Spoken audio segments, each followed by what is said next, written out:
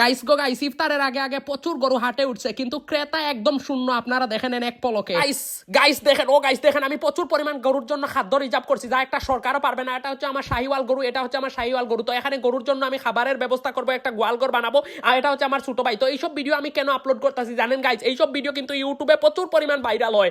ইউটিউবে ওই tech related video viral হয় না। আমি চাচ্ছি ইউটিউবে প্রতিষ্ঠিত হবে। তো গরুর জন্য দেখেন গাইস, দেখেন গাইস, আমি কিন্তু ওইখানে মশলা রেডি করতেছি, ইট বালু কংক্রিট দিয়ে, ঠিক আছে?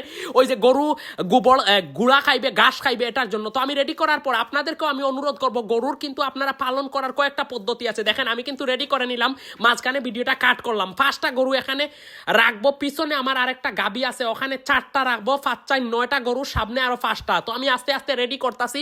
এইসব ভিডিও ইউটিউবে কিন্তু ব্যাপক আকারে ভাইরাল হয়, ইউটিউবে অন্যান্য ভিডিও ভাইরাল হয় না। তো আমি এটার জন্য দেখেন আমি গরুর বাজারে চলে আসছি। আইসা দেখি ওমা এই গরুর বাজারে কিন্তু শাহিওয়াল জাতের কোনো গরু নাই।